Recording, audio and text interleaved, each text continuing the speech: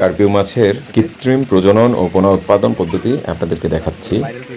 যে কার্পিউ মাছে hormone push করা হয়েছে এবং হরমোন পুশ করার পরে মাছগুলিকে একটা নির্দিষ্ট সময় পর্যন্ত টাঙ্কিতে রাখা হয় এবং তারপরে টাঙ্কি থেকে উঠিয়ে এই যে কার্পিউ মাছ থেকে আপনার ডিম সংগ্রহ করা হয়। আপনার কার্পিউ মাছের ডিমই হচ্ছে শীতের মধ্যে চলে আসে সর্বপ্রথমেই, এবং হ্যাচারির শুরুর দিক থেকে কিন্তু আপনার কার্পিউ মাছের পোনা উৎপাদন দিয়ে শুরু করা হয়। দেখেন কার্পিউ মাছের পেট থেকে, এটা হাঙ্গেরি কার্পিউ, এটা পেট থেকে ডিম সংগ্রহ করা হচ্ছে। আপনার হরমোন পুশ করার একটা নির্দিষ্ট সময় পরে মা মাছের পেট থেকে আপনার এই ডিমগুলি সংগ্রহ করা হয়। আপনি দেখতে পাচ্ছেন, হ্যাঁ, ডিম সংগ্রহ করার পরে এই যে পুরুষ মাছের স্পামটা এই ডিমের মধ্যে দিয়ে দেওয়া হচ্ছে।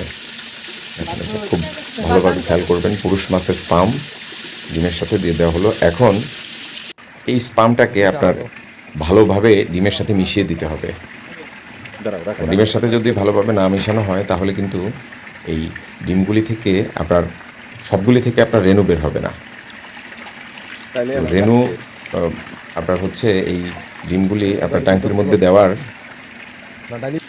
এই যে দেখেন এখন এই ডিমগুলি সব ট্যাঙ্কির মধ্যে ছেড়ে দেওয়া হচ্ছে এবং এই ট্যাঙ্কির মধ্যে দেওয়ার একটা নির্দিষ্ট সময় পরে ডিমগুলি থেকে রেণু বের হবে এবং ট্যাঙ্কিতে ডিম ছেড়ে দেওয়ার পরে এগুলি পানির ফ্লোয়ের সাহায্যে এগুলি কিন্তু আপনার চলমান থাকবে। হ্যাঁ, পানির ফ্লো কিন্তু বন্ধ হবে না। এই যে আপনারা দেখতে পাচ্ছেন ডিমগুলি নিচ থেকে উপরের দিকে উঠতেছে। এইভাবে অনেকক্ষণ, প্রায় 20-22 ঘন্টার মতো চলবে। তারপরে কিন্তু আপনার এই ডিম থেকে আস্তে আস্তে আস্তে আস্তে রেণু বের হতে থাকবে।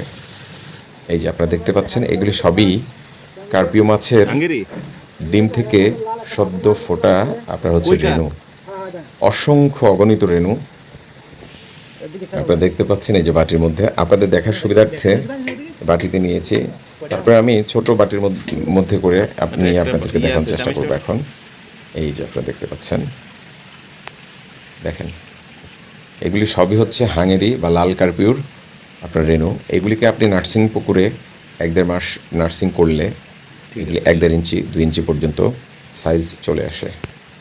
এই যে আপনারা দেখেন এগুলি সবই হচ্ছে আপনার লাল কার্পিউ মাছের 1.5-2 মাস বয়সী পোনা। যাদের প্রয়োজন হবে তারা যে কোনো হ্যাচারি থেকে এগুলি সংগ্রহ করতে পারবেন। ধন্যবাদ সবাইকে, ভালো থাকবেন, আসসালামু আলাইকুম।